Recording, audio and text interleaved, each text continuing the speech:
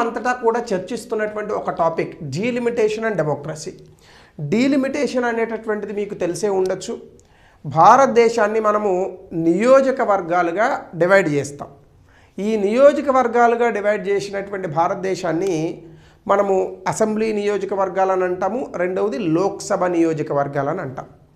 ఈ లోక్సభ నియోజకవర్గాలు ఇప్పుడు 50% పెరగనున్నాయి, అసెంబ్లీ నియోజకవర్గాలు కూడా 50% పెరగనున్నాయి. దీనికి సంబంధించి అన్ని పార్టీలతో జాయింట్ యాక్షన్ కమిటీని ఒకదాన్ని వేశారు. అందులో భాగంగా 545 సీట్లు ఉన్నటువంటి లోక్సభలో ఇప్పుడు 816 సీట్లకు దీన్ని తీసుకువచ్చేటటువంటి ప్రయత్నం చేస్తున్నారు. అయితే ఉత్తరప్రదేశ్ లాంటి రాష్ట్రాల్లో 85 సీట్లు ఉన్నవి 143 సీట్లకు అది పెరిగే అవకాశం ఉంది.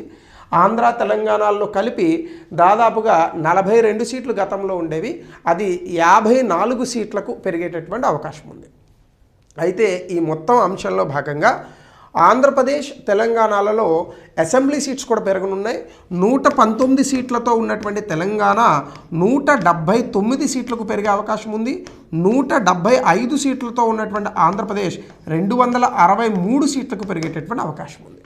అయితే ఇందులో చాలా వరకు కూడా కొన్ని ఇబ్బందులు ఉన్నాయి. అలాగనే మన సౌత్లో ఉన్నటువంటి రాష్ట్రాల్లో ముఖ్యంగా తెలంగాణ రాష్ట్ర ముఖ్యమంత్రి వర్యులు కూడా 3 రకాలుగా దోపిడీ చేస్తోంది దక్షిణ భారతదేశాన్ని కేంద్ర ప్రభుత్వం అని 3D అనే ఒక అంశాన్ని కూడా చెప్పారు. డీలిమిటేషన్, అలాగనే డివల్యూషన్, ఇలాంటి విషయాలతో 3D అప్రోచ్లో మోసం చేస్తున్నారు అని. అలాగనే ఆల్రెడీ దక్షిణ భారతదేశానికి అంటే దక్షిణ భారతదేశంలో ఉన్న రాష్ట్రాలకు పార్లమెంట్లో ప్రాతినిధ్యం తక్కువగా ఉందనేటటువంటి ఒక విమర్శ ఉంది. ఇప్పుడు 816 సీట్లకు పార్లమెంట్ సీట్లను కనుక పెంచితే ఆ వివక్ష ఇంకా పెరిగిపోతుంది. ఉత్తర భారతదేశానికి ఎక్కువగా విలువనిచ్చి దక్షిణ భారతదేశానికి తక్కువగా విలువనిస్తారు.